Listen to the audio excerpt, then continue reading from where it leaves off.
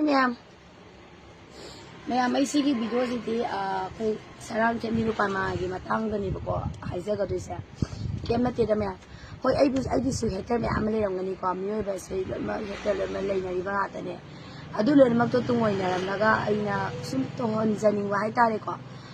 Manipur da lady ba each and every artist hai tare ko celebrity ma'am singer boy ro adudagi film kumi boy ro duga model to riba ma'am boy ro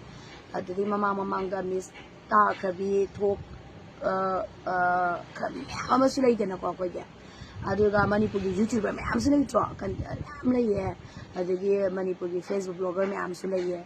laiba ma'am sina hoi share budi ma'am ama tawrongani ko share to banata ba kitang wahi ama tik ama haibiraga video je le mak thagalani nge ba abadi post ama share to ba nga video na maga wa to hayak pa haibam singa ku video na maga harak pani hena error ba ama hena influence obodo adu oibado oidena ana sile magta hon saninge masi haibi kita magtay buwaro bigano adu ka mo sumo kay Manipur gi represent tawraga le mag tokthokro ba mamay ko Manipur represent tawra sali banina East and every Naga community Muslim community le ba Metis community le ba mayam sina le mag board se pihaninge ba ko ada masi lo na magse kani tawbagi mahuta ID khomna bagi ama train ama lakpase masi ni pama khapte wana te danubi matang du tawgi Australia gi du tawgi adagi ma'am ama du international thokhiba ma'am du dum tawe ba si thoe ba aina masi ai to zaninde maram aduna artisan du bigi di kaino ne mamang da su ni danubi gi matang chola mamu tawro benita gi oro ni akhoi gi Manipur gi maming sum pan bai wani ba ko any artist ama boiro YouTuber phagi ba boiro any mioi ba XYZ asiana adugo lakpa matam da di aina song tong thoga voice law gi ba ngata ne ba adudagi di adudagi manung mapanda thingaki ba ko ki ba ma'am ama lai ba ta ga su aina phawbada request tawzagi ba su yawe ta ka kya da ba adu ai manung mapanda thingba su le na ko adu to ni da to ni de na adum warning pirak ko pa du bawa dai na songjan na ngapi ku pi na haise gi ba le ba adu unama do ai individual natte ba ado natraga su ke to ba mayam na ai di ngasi pawo dum hater ji je palai kan le ai hater di mai ke kuti ma ke yam me ba ko ai hater gi na tang tu ngoi na ma ga ai hater yam bi si ma tang da di ai na mi gi pesa thobi lu ni pesa phang ga da mi du harau ba pirak ka da mi gi de ngon sau ba odo ma ni mi gi ama to bi lu ni mi gi di tong na ba phana ba di mi kana ko ma person kai di pa ba ado person kara na dai du yek na ba adu ma mayam su le ye ba gi di ko ana yam na tena su haizage video se adu mayam na share to biu adagi share budi mayam ama tawe ban tawe mayam budi tawe artist ka su dum tawe yawe adagi di YouTuber blogger mani budi Facebook Facebook ki page ya ma dum tawe ba ko adu YouTuber su dum tawe yawe ko la adu ai na pak tak na to honi me ba haibadi video kitang na mani ba video na mani ba share post na ta ba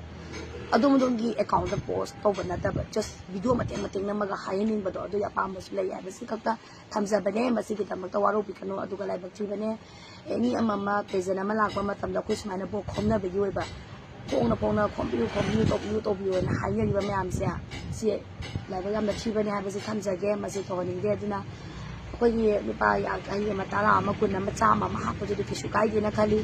wani pa mana mu thola ga mana su mani platform da mama mang da su mana su donate to ba ko pa su mayam ma to zani da na ko adu mana su dum donate to ba ko pa mana initiative lo ki ba lo zera ga to pa ki ba am su mi future lai jani ko adu na yam na ka na criticize to bi na ba gi da mang to sa ya to zage adu ga mara ga sida ai su dum ni pa mai sa to su dum ai angam ba to za kare board ke bi gi do an jana moi 4 point lai ni ko comment 1 point like 1 point share the 2 points ko rules ma'am ne bane moi page follow to sambi ba ko sambi ba rules ma'am do hena khanga ba ngata ne ba dum thu ba ne ba si je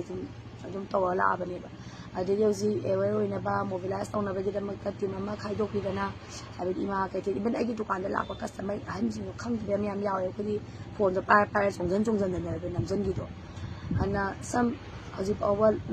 la tara la ya mudi lai ti ko ko gi Manipur gi population si da budi Naga amadi Muslim Metis punjalaga tara hina ye hinin bai tare ko ado hujik la manga yeji ko ado la manga hena yele panga bo su yo ngasi gi nimisi ha haizaraga ꯆꯟꯖꯒꯦ ꯑꯗꯣ ꯃꯌꯥꯝ ꯑꯩꯅ ꯁꯣꯏꯈꯤꯕ ꯂꯥꯟꯈꯤꯕ ꯌꯥꯎꯔꯒꯁꯨ ꯃꯌꯥꯝ ꯉꯥꯛꯄꯤꯌꯣ ꯑꯗꯨꯒ ꯑꯩꯒꯤ ꯍꯦꯇꯔꯅ ꯑꯃꯨꯛ ꯀꯩꯗꯧꯕ ꯅꯤꯔꯨꯄꯃꯥꯁꯦ ꯑꯃꯨꯛ ꯍꯦꯇꯔ ꯑꯣꯏꯔꯛꯄ ꯅꯤꯔꯨꯄꯃꯥꯒꯤ ꯍꯦꯇꯔꯅ ꯑꯃꯨꯛ ꯀꯩꯗꯧꯕ ꯑꯩꯁꯨ ꯑꯃꯨꯛ ꯍꯦꯇꯔ ꯑꯣꯏꯔꯛꯄ ꯑꯗꯨꯅ ꯅꯤꯔꯨꯄꯃꯥꯒꯤ ꯍꯦꯇꯔ ꯂꯩꯕ ꯃꯌꯥꯝꯁꯨ ꯂꯣꯏ ꯂꯩꯒꯅꯤꯀꯣ ꯃ꯭ꯌꯨꯖꯤꯛ ꯀ꯭ꯔꯤꯇꯤꯁꯥꯏꯖ ꯇꯧꯕ ꯄꯨꯝꯅꯃꯛ ꯑꯗꯨ ꯇꯨꯡꯑꯣꯏꯅꯔꯝꯁꯤ ꯖꯁ ꯃꯅꯤꯄꯨꯔꯒꯤ ꯔꯤꯄ꯭ꯔꯖꯦꯟ ꯇꯧꯈꯤꯅꯤ ꯆꯠꯂꯤꯕ ꯁꯤꯆꯨꯋꯦꯁꯟ ꯑꯃꯗꯤ ꯀꯔꯦꯟ ꯁꯤꯆꯨꯋꯦꯁꯟꯁꯤꯗ ꯑꯃꯗꯨ ꯀ꯭ꯔꯤꯇꯤꯁꯥꯏꯖ ꯇꯧꯗꯕꯤꯗ ꯖꯁ ꯄꯨꯟꯅ ꯃꯌꯥꯝ ꯄꯨꯟꯅ ꯁꯞꯄꯣꯔꯠ ꯇꯧꯍꯟꯅꯤꯡꯕꯒꯤ ꯑꯄꯥꯝꯕꯗꯣ ꯂꯩ ꯍꯥꯏꯕꯁꯦ ꯊꯝꯖꯒꯦ ꯑꯗꯨꯕꯨ ꯍꯣꯝꯅꯕ ꯅꯥꯏꯕꯒꯤ ꯑꯃ ꯍꯥꯏꯅꯕ ꯌꯥꯕꯒꯤ ꯍꯥꯏꯕꯁꯤ ꯂꯥꯏꯕꯛ ꯊꯤꯕꯅꯤ ꯑꯗꯨꯅ ꯃꯅꯤꯄꯨꯔꯗ ꯂꯩꯔꯤꯕ ꯏꯁ ꯑꯦꯟ ꯑꯦꯚ꯭ꯔꯤ ꯁꯦꯂꯤꯕ꯭ꯔꯤꯇꯤ ꯑꯥꯔꯇꯤꯁ ꯁꯤꯡꯒꯔ